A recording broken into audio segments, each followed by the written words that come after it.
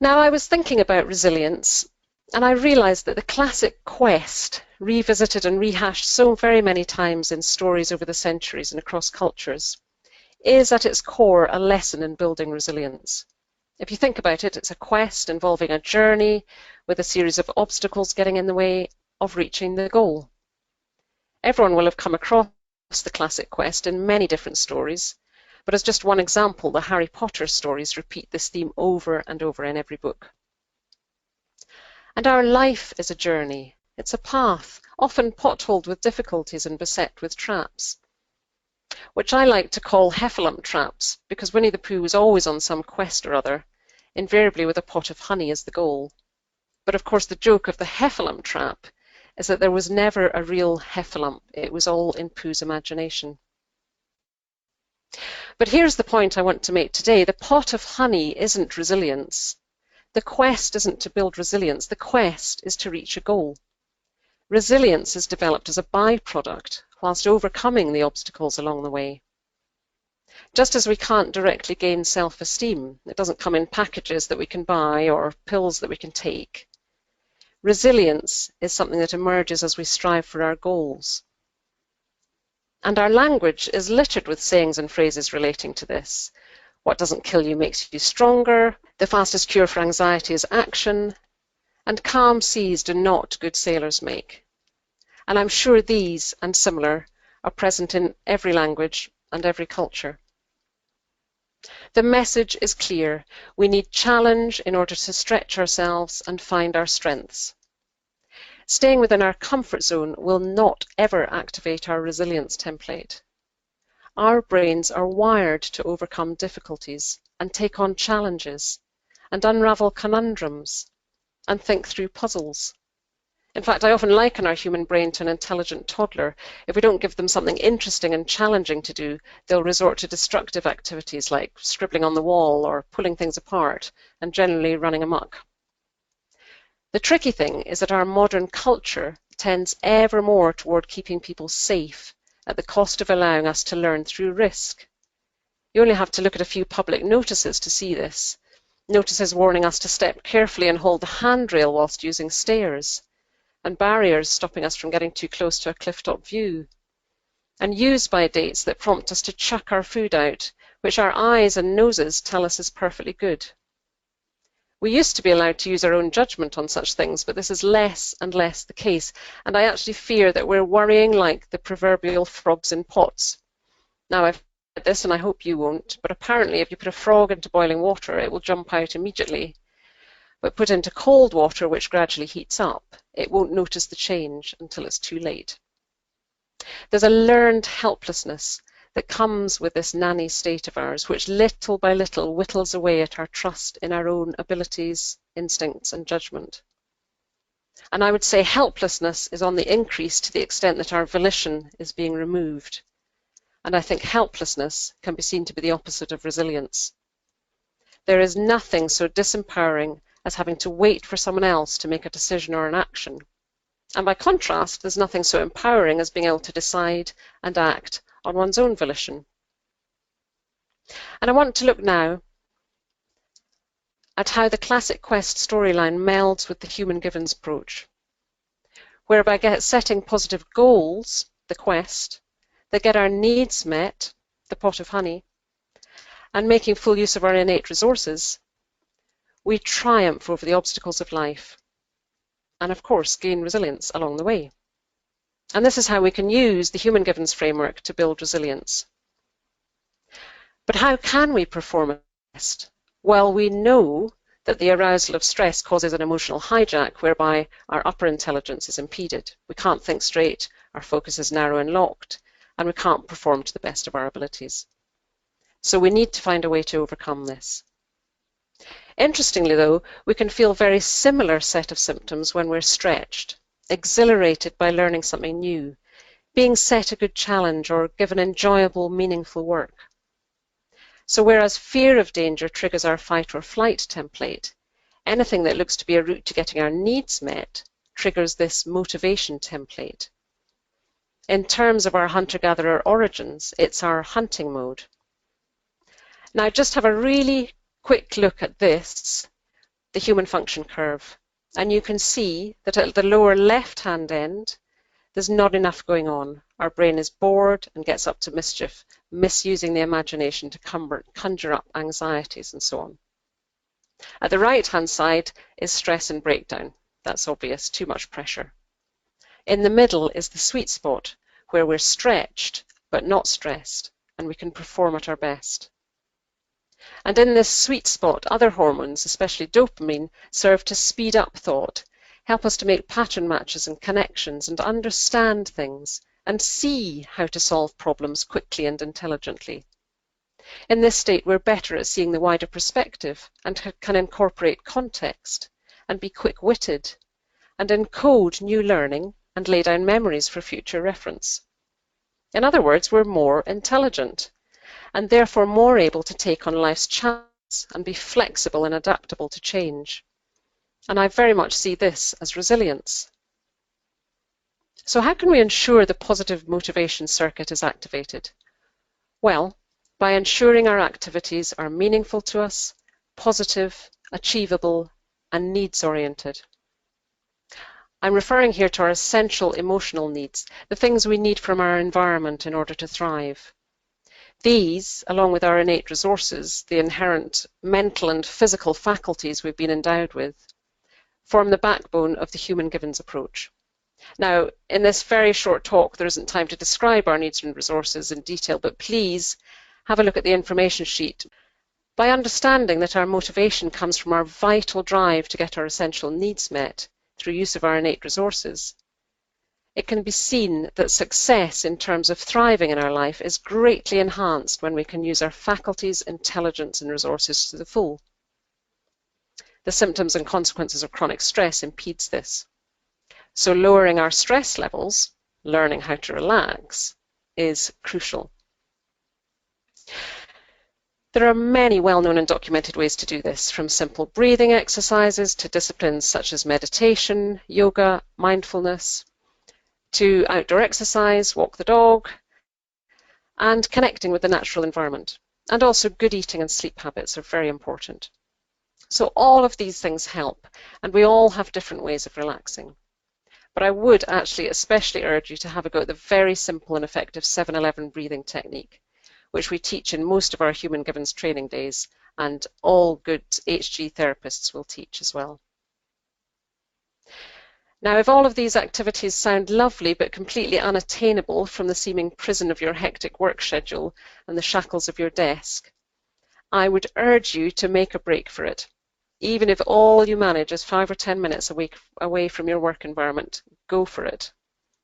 Go for a quick walk around the block, breathe some fresh air, and allow your eyes to focus on a more distant horizon than the toolbar on your computer screen. This allows your brain to relax, take a longer and wider perspective, reflect and do a bit of information sorting, such that you will invariably work more effectively when you get back, so it's time well spent. And if something happens or a situation builds such that your emotions hijack you, get away from the scene for at least 20 minutes before you come back and address it.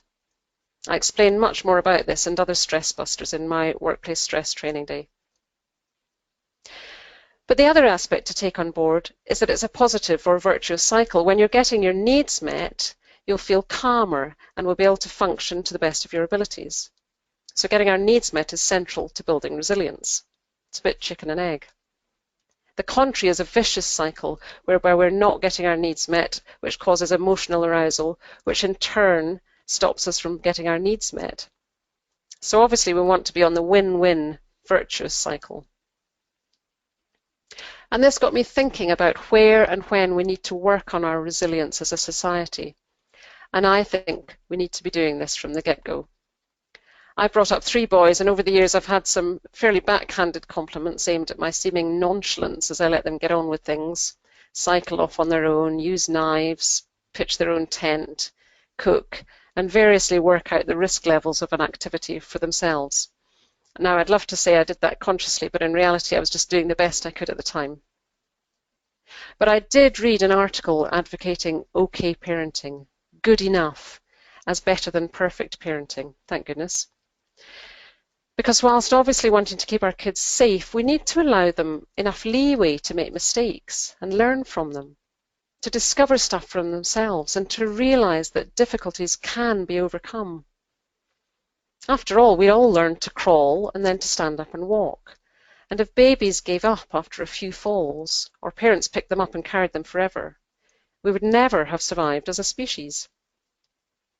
A friend of mine calls it taking them to the cliff edges whilst holding their hands, and I reckon that sums it up quite nicely.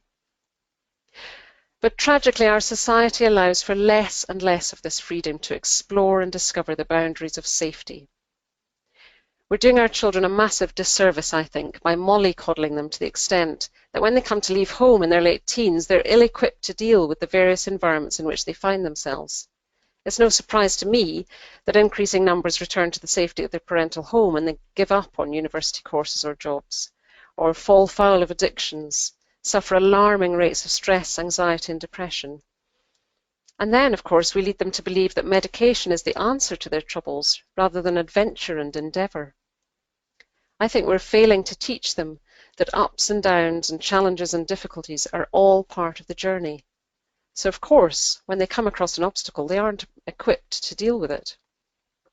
But actually, they are. We all are. We just seem to have forgotten that we're a tough, strong, or intelligent animal. After all, for each and every one of us, there are direct ancestors who were resilient enough to survive and breed, so we must have the same resilience within us. And conditioning our children to be so risk-averse is rendering them less resilient, which will consequently lead to us becoming a less successful species. So I think we've really got to be aware of that particular heffalump trap. Now, a lot of events take on different significance depending how we think and how we see things, and the story we tell ourselves. This is our attributional style, which can be summarized as the 3 Ps, how personally, pervasively, and permanently we perceive things to be. If we take every adverse event very personally, it's all my fault, and think it's all pervasive, it affects everything across my life, and permanent, it's forever, then we're going to feel pretty hopeless and helpless. But if we can think, it wasn't all my fault, there were other factors, it doesn't affect every aspect of my life and it's only temporary, then we can get a much better handle on the problem. We can see the edges of it and we can see how to sort it out. And I would say above all, don't take things personally. More often than not, it's something out with ourselves that's causing the difficulty.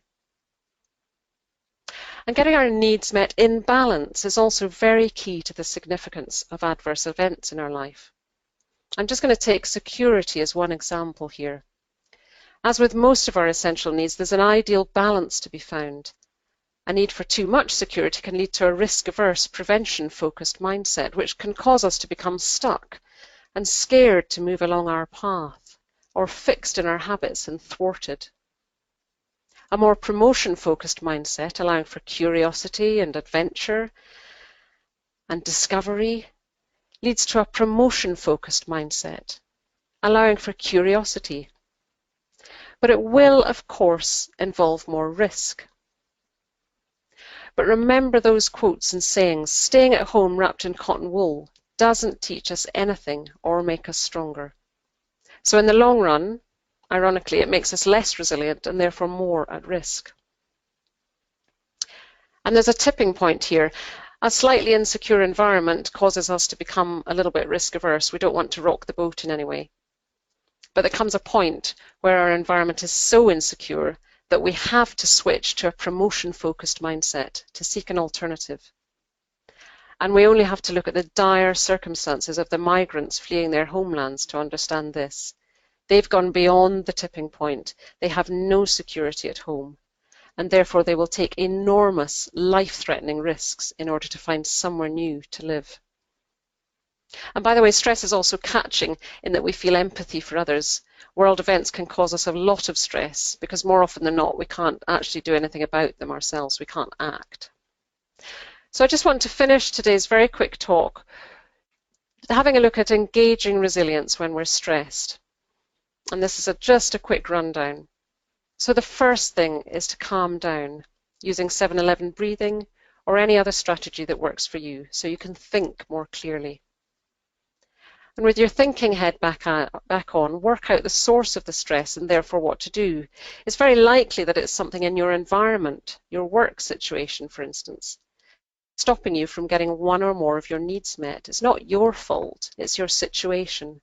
And that's really important to take on board, because then you can distance yourself from the problem and begin to see it for what it is and work out a way of changing it, or perhaps leaving it. Get rid of the extraneous arrows of suffering, self-pity, guilt, doubt, worry, fear, regret, and generally beating ourselves up, which our imaginations are so good at manufacturing. Change the story running in your inner monologue. It's so often negative, and we get used to it and don't notice. So have a listen to your inner voice and challenge what it's saying. Believe in your own abilities, resources, intuition, and judgment, and discard the learned helplessness of today's nanny culture. Take a proper look at what you truly need in order to be okay. Maybe it's less than we're led to believe. We do, after all, live in an era of material attachment disorder. Learn to tolerate ambiguity, uncertainty, change, and unexpectedness, because these things are all inevitable. There's nothing so certain as change. And accept that there's such a thing as a resilience continuum. At some times we'll feel stronger than at others, and of course we can never be 100% resilient. That would be to be invincible. We're imperfect, mortal humans after all, and we must forgive ourselves for that. And finally, learn by observation and imitation from those who appear to be showing good resilience. What are they doing or not doing that we could copy? So in answer to the question then, I say yes, it is absolutely possible to build resilience to stress. But in reality, it's not so much building resilience as rediscovering our innate resilience that's been in there all along. So these were my thoughts today. Thank you for listening. And Kat, do we have any questions? Hi, Jules. Thank you so much. It was so interesting, and it was the second time I've heard it, and just as fascinating.